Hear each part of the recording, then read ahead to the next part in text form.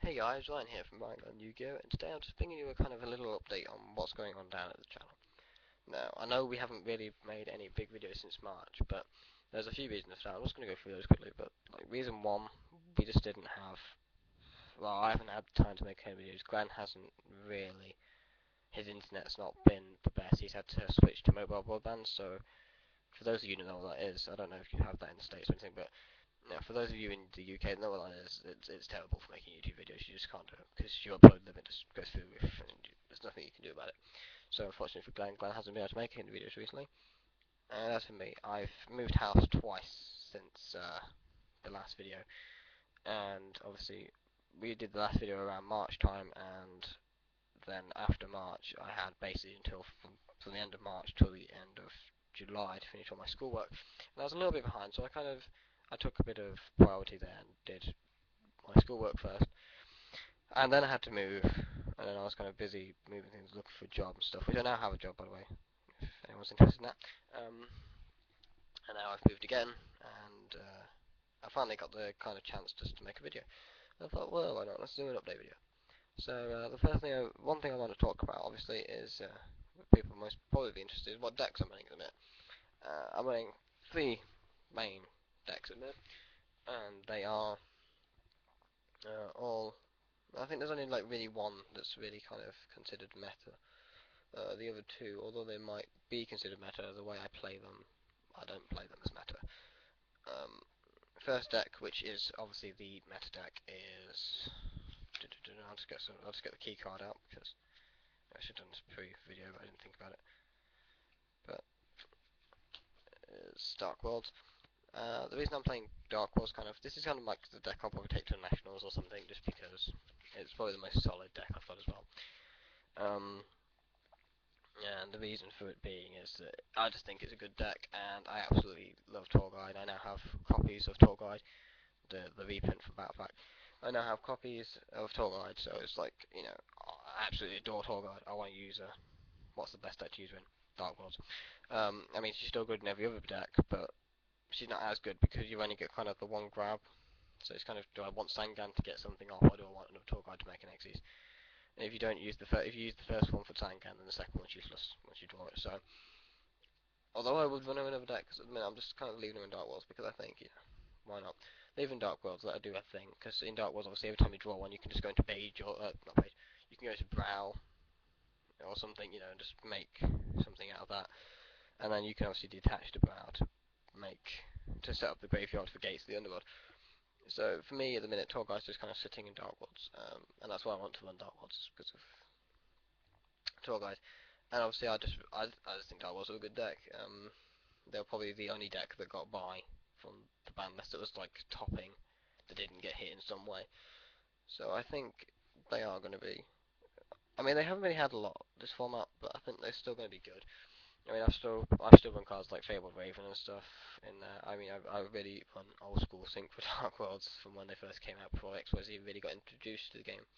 But I do run XYZs in here, but I don't run the level 5 variant. I just run stuff for Tour Guide and level 4s when I get like 2 Bages or Snow and a Bage just sat there and they're not doing anything, so I just overlay them. But other than that, that's Dark Worlds.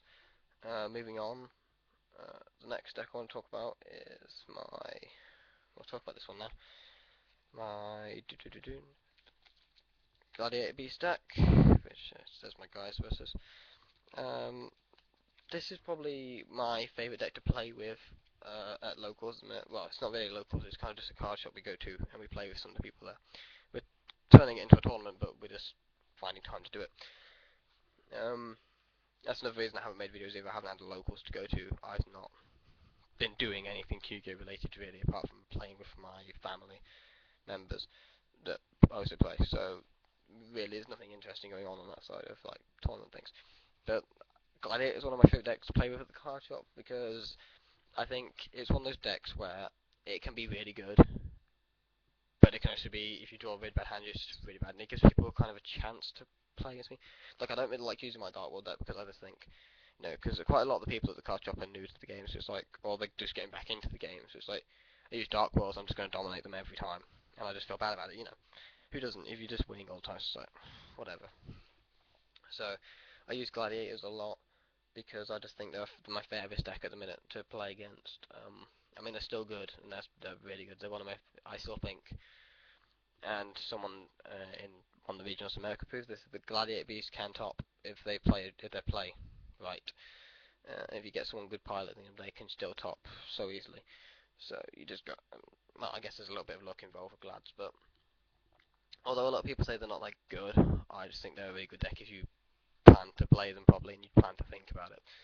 So Gladiator is one of my top decks, and they're one I run um, quite extensively. I just like using it because I just really like Gladiator Beast and the way they play in the way that they've always got an answer kind of to everything. It's like, oh, I'll just bounce him out to put him on the field.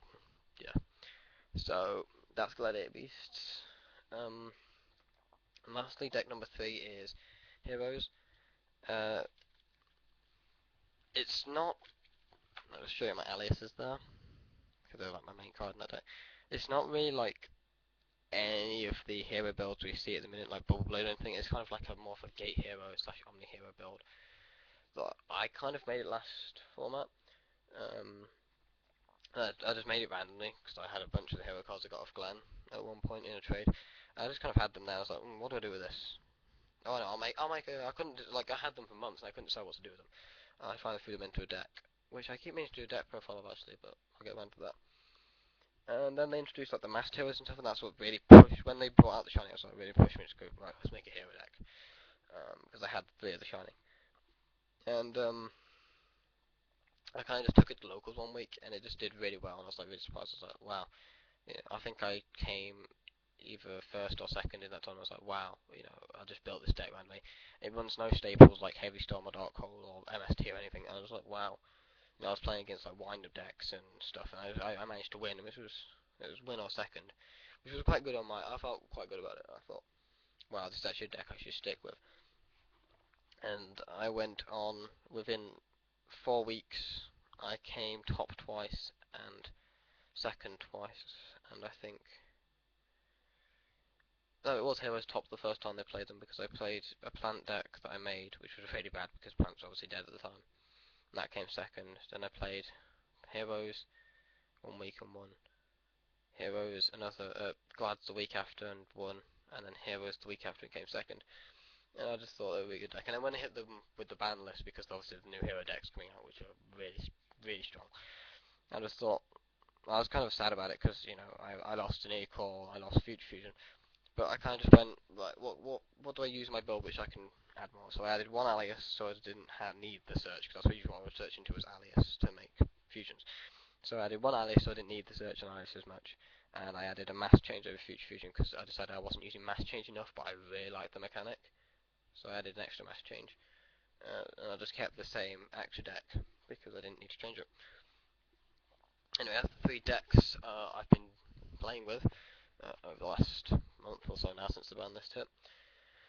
It's a bit more than a month actually, about a month and a half. But obviously I've not really been playing tournaments and stuff. I've only been playing like casual. So it'll be interesting for me to get back into tournaments.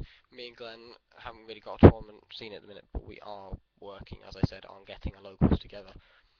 We're actually going to be organising it and everything, and that's with Warlords of the Coast. Look them up on YouTube. They've actually got a channel. I'm also looking to get more into the Yugi tubing community. I've got an interview coming up at some point with Inevitable Saiyan, which would be pretty cool. You should also check out his channel because he's got some really cool stuff on there. And I think that's everything today. Oh, I'm also going to start doing binder videos and stuff because, and this stuff, and tournament videos like of matches or tournaments I just think are really cool. So if I've got my camera, it's like, oh, yeah, this guy's playing this guy and they're playing these decks. Oh, that's quite cool. We'll video that. So that's all for now.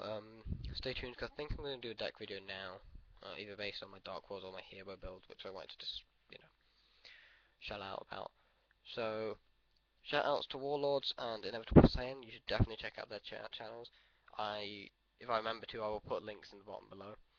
And also check them out both out on Facebook. I'm pretty sure they both have Facebook fan pages. And yeah, stay tuned for more.